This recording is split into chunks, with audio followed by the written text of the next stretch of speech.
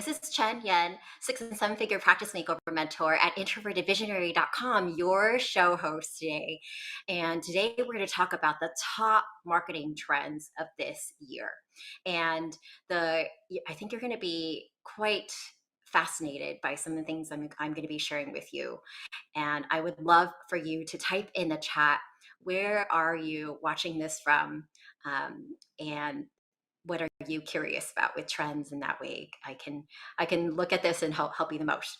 So the number one trend that you're going to see in upcoming years, and including this year, is AI and its effect on how things will be easier to write things like content, blog articles, and things like that. Where, for example, did you know that with AI, they have even the ability to pull a blog article topic on something that you may want to write about, that they can pull from online different articles and everything, and then reorganize it into a blog article and then pop it out on the other side, right? So things like that are going to become more prevalent and available, making it easier for you to share things that are educational and helpful for your potential patients and existing patients.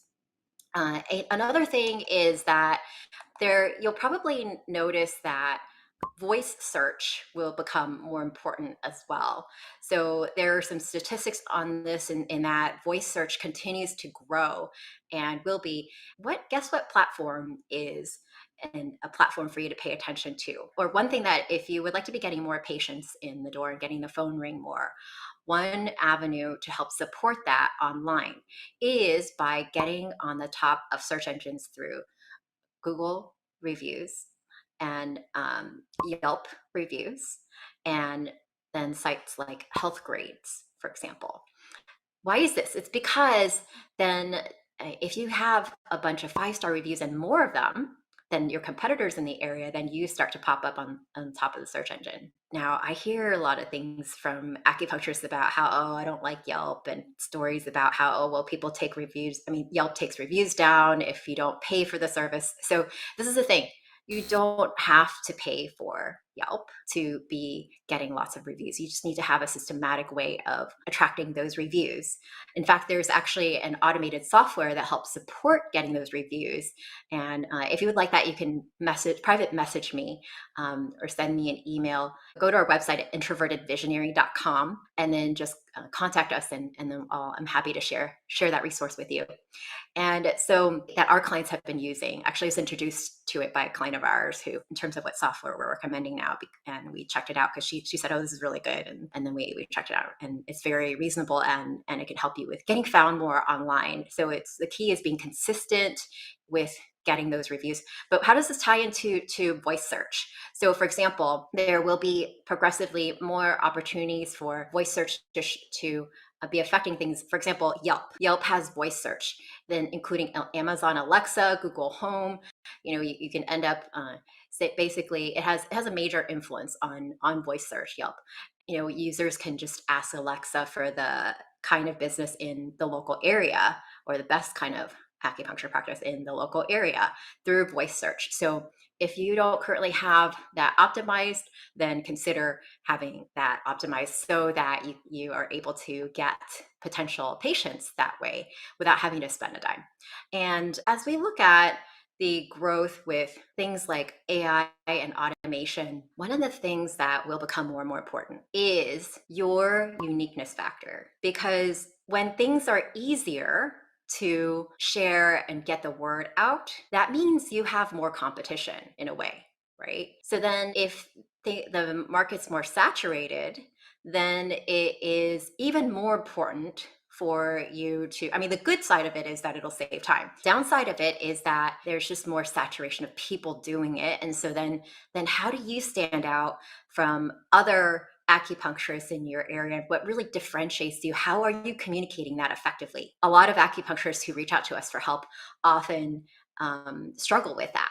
And it is directly reflected in their patient numbers and income, even though they might not think it's really that big of a deal. They're like, oh, I know. That is really important as you look at the coming years, and and this year even too, as far as how do you step more into your uniqueness factor and really own it, and be able to share it in such a compelling way that people get it and appreciate your unique, what you uniquely bring to people, aside from just, oh yeah, I can help you through acupuncture or Chinese herbs. So the other thing is online courses. How many of you would love to have a way of bringing in another stream of income and be able to reach more people at once through something like an automated online course? Go and type in the chat yes or no if that's you. Online courses and consuming things online have become more and more popular, especially because of what happened with COVID and people being more used to things virtually. People are more comfortable with it virtually, but then it's going to be even more important now than prior to COVID, because again, remember we talk about more people doing it, right? Because back in the day, for example, we had clients back in the day where there was a lot less competition because they got started on it earlier, even before COVID. And but now things are becoming more saturated. And so if that's the case, then if you want to be successful with offering an online course and bringing another stream of income through that, because imagine, having something automated that could be bringing you an extra few $100s a month, or an extra few $1,000s a month, or an extra $10,000 a month. Would you like that? How many of you would like that? So it's totally doable still, but it's going to become more important at it being good quality and it's solving a practical issue. Write that down, a practical issue. So what's less helpful is just overall about like how Chinese herbs are great, and or even the idea of someone was approaching me and saying that they wanted to do something around longevity, and they tried to put it up in an online course, and it wasn't really selling. And so, what of a practical issue right now does that, what he teaches about longevity, help with the person's, whoever's interested in it, their practical issue right now, right? How does what he teach related to longevity help with someone's likely practical issue right now? Okay, so now let's talk about what else to pay attention to so that you can apply this to your practice and be ahead of other acupuncturists who aren't listening to this. So one other trend that you will start to see more and more is that people will open their emails less than in the past.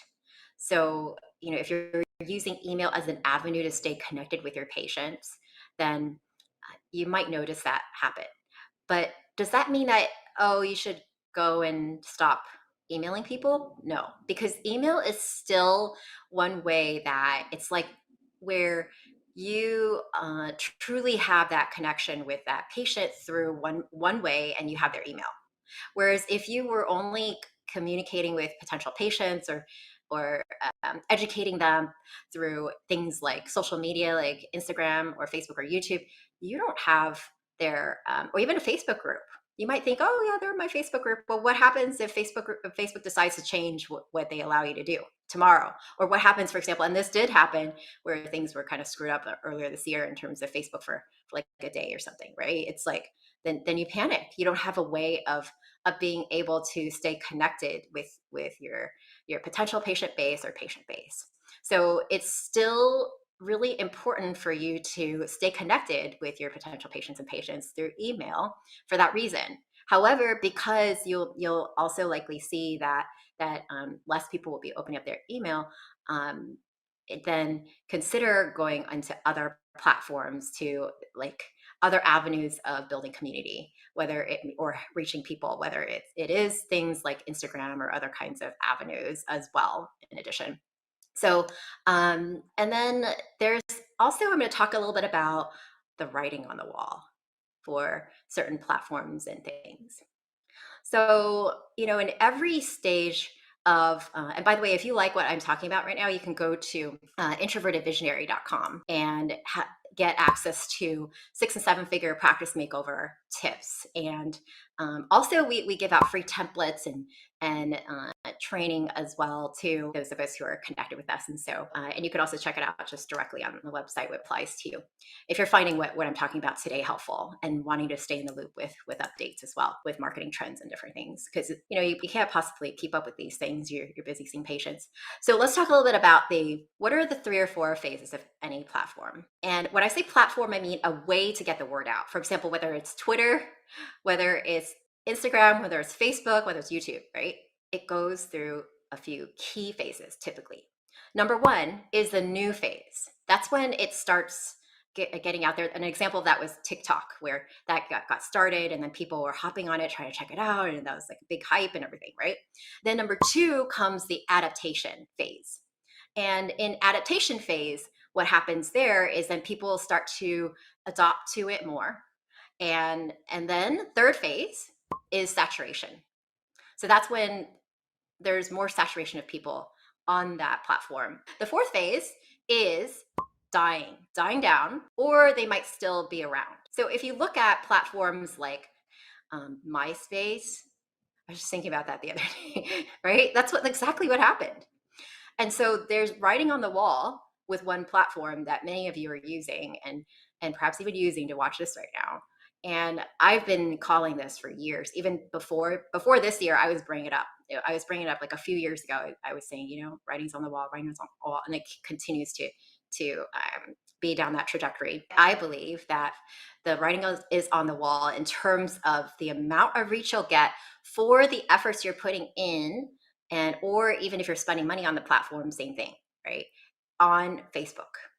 And first it was where it was newer, and then everybody got on it, and then Facebook business pages, you were able to post on there and most of the people would see it, right? But then it started becoming more of an ad platform, and so you would need to pay for ads or post on your personal page for it to be seen more. But now even costs are skyrocketing because of things with iOS updates. And there's also, if you notice, even as you go through your Facebook feed, notice how many different ads are through your feed compared to in the past when you first started. Like you can't even sometimes see your own friends' feeds as much as you might see ads, right? So it's like it's in the direction of, will this die down? Or will it stay around? And so what to do about something like this is that this is where it's helpful to know the trends that I'm sharing with you right now, and then be diversified on other platforms. For example, Instagram is a better platform at the moment if you want more organic reach. Ads platform, it can still be better on Facebook ads at the moment, but I feel like the writing's on the wall and continuing to be that way. And by the way, like this, if you're liking the things I've brought up so far today about the AI thing, about the email marketing trends, about the platform. So the idea is not to just jump onto a different platform and then start feeling really lost and feeling like, oh my gosh, do I always have to be getting to know another platform or to hire someone and have to pay more money on this thing? And the key is to, in any platform, how are you being clear about what is unique about you and your practice, and being able to convey that in a compelling way. And one of the things so that it doesn't matter which platform you end up being on. That's why people who are actually good at this, it doesn't matter what platform, they will still always be good at it. And then people who struggle with it, well, it's like they just think it's a platform thing.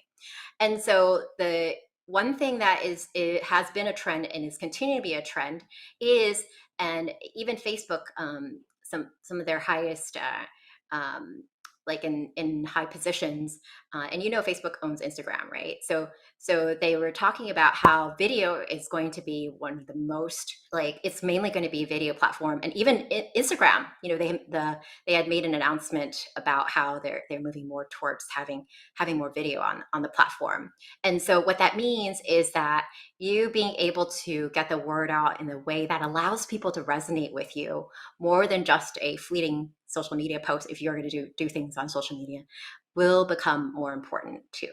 And I know how it is because I used to be very self-conscious about doing video or being on camera and things like that. But so I could totally relate to that. And it doesn't mean that you have to be super polished or anything, because you could still be just being yourself and sharing what you know and be endearing that way, even if you don't feel like you have it all together, or even if you feel like you're nervous. The other thing that in terms of with trends is that another aspect of marketing trends to pay attention to is even just who you might want to focus on helping more, or to talk about to help more. And perhaps you have a general practice, but are there certain kinds of health issues that you could talk about more in terms of wanting to help more people related to that. And so it's helpful to follow trends of what is happening out there in the world related to that. One of the most impactful things that has happened, well, I don't know about, well, it's not I don't feel like it's, I wouldn't say it's in a good way necessarily impactful, but did you know that more than 100,000 people died of drug overdoses in a 12-month period? This was ending in April 2021. And it shattered a previous record for the most ever recorded 1 year period. And if to put it in perspective, the number of COVID deaths, for example, in 2020 was 352,000, right? So that's still like the drug overdose having died from that is very high, isn't it? So, and this is in the US, the stats that I'm showing you, I'm sharing with you from the US.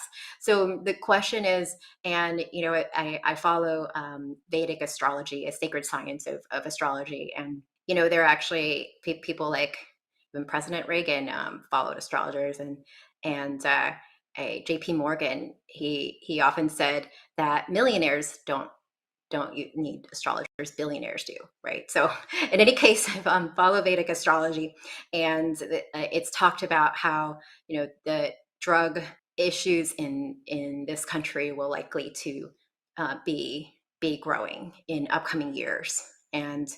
Um, and so how can you play a role in really helping with that issue that is going to likely continue to grow, unfortunately. So the other thing is that mental health issues, and many of you may have seen this within your practice as far as an increase in mental health issues. So think about how could you play a role in that, or maybe even differentiate your practice with bring up to people that that's an area of focus for you, because there are a lot of people who need that help right now, and also coming up as well. So one final thing that I would like to share in terms of trend wise, this is not so much a per se a marketing trend, but it will be a global shift trend that will likely affect each one of us, and which is this talk of there's very likely going to be some shifts coming economically and in financial currencies and things like that. So just stay tuned for what might happen with that, and be on top of things like that, because it can affect you.